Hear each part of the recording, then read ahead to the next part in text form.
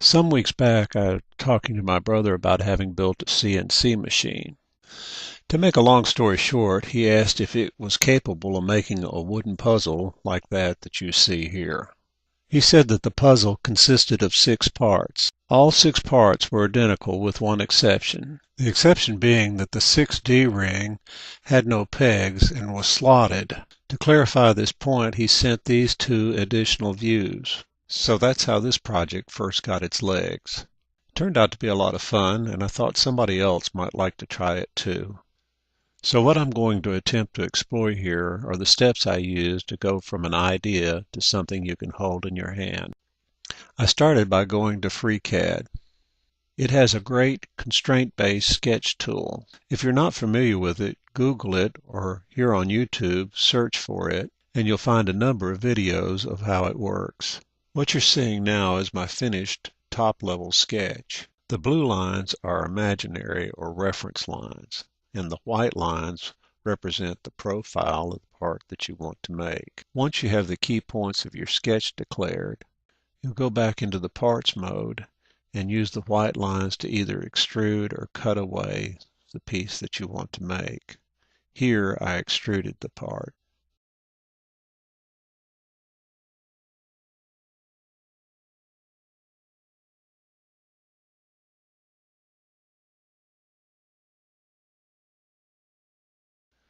Next, I added fillets to round each of the 2 inside corners.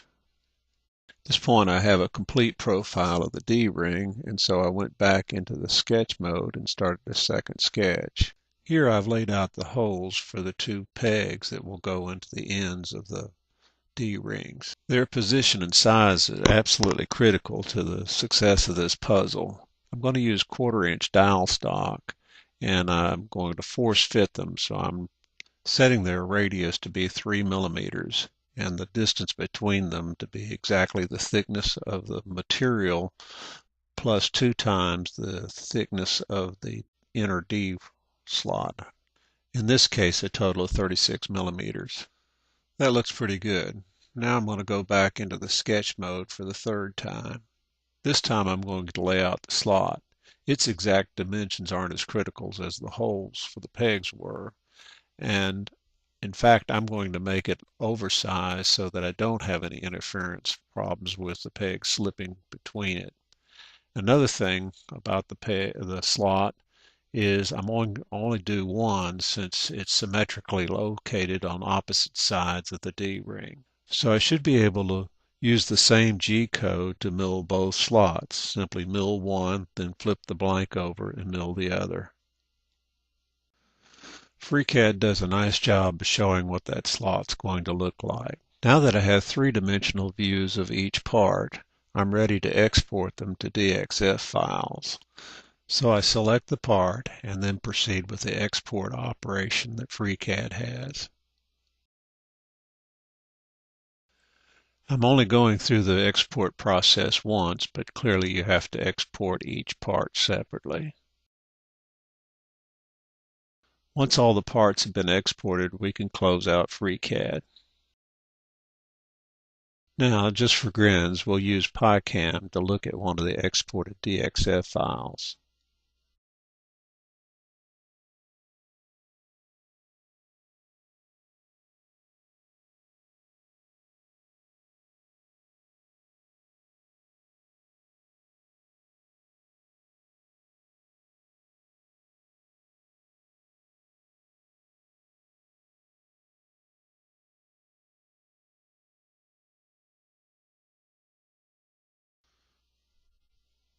So here's a DXF view of the slotted puzzle part.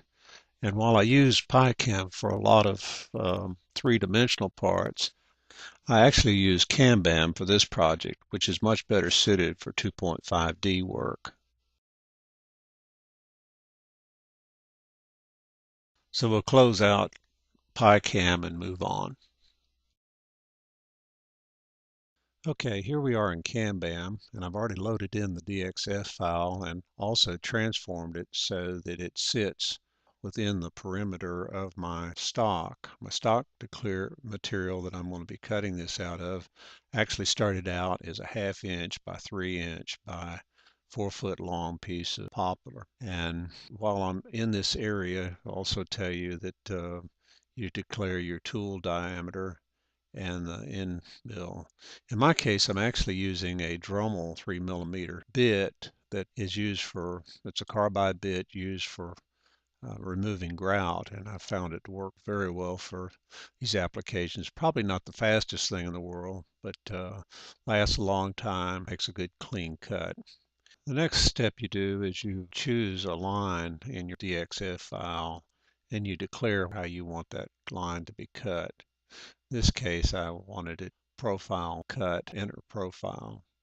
And you can declare whether you want the bit to ride on the inside of the cut or to ride on the outside. When you set that up, you also will tell it how deep you want each cut to be, how fast you, and then not to leave the outside line out. Here's what that looks like.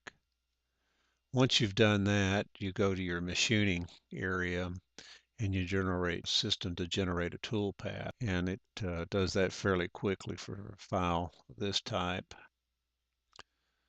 Okay, so here we are. We've rotate this.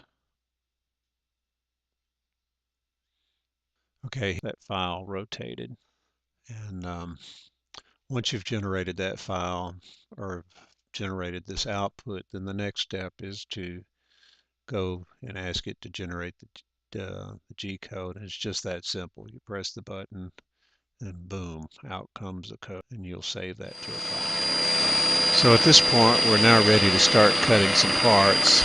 Initially, I started off running the spindle about 5,000 RPM, and that cut pretty well.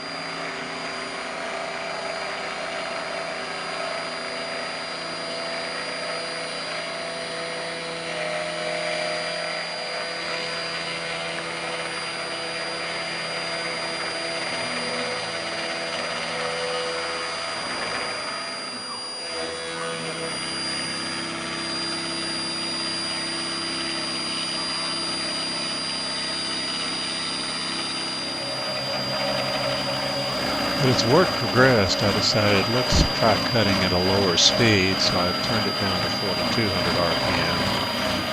The unit rumbled a little bit, but seemed to plow right on through the work without really much apparent strain.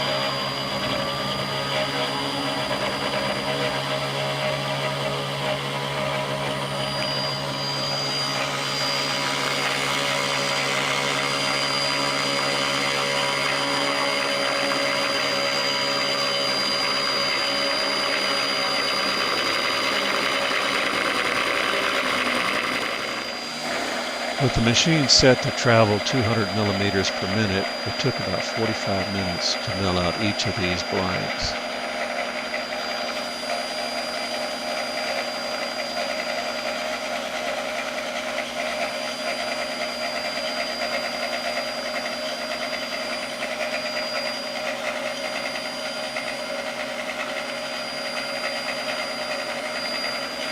I didn't mention it earlier, but at the same time that I milled out the blanks, I also milled out a jig to hold the blanks for later processing. Here the jig is being used to mill out the slot and that 6D ring.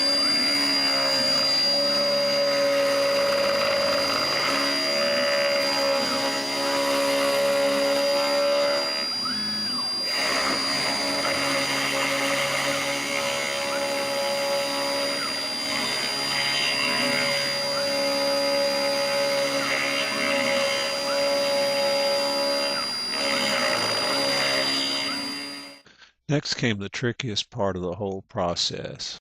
I placed the jig that was made at the same time that the blanks were made up on end. As I indicated earlier, these holes that the pegs go in is critical to the success of the puzzle. So to help myself, when I cut the jig out, before I removed it, I manually drilled a hole using the CNC machine in one corner, and then wrote down what the X and Y values of that hole was, so that when I went to reposition the jig, I could use those X and Y values to calibrate the position of the jig. Using this approach helped ensure that the pegs would be equal distance to the ends of the D-rings.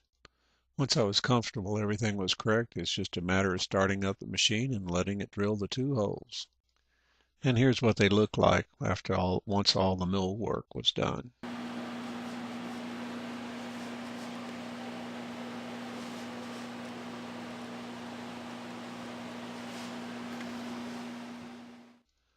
After that, I used this setup to cut the 10 16 millimeter long pegs from the 1/4 inch dowel stock that I had. And last but not least, the joy of assembling my very own wooden puzzle. Well, thanks for watching, and I hope this might inspire some of you to try this project out.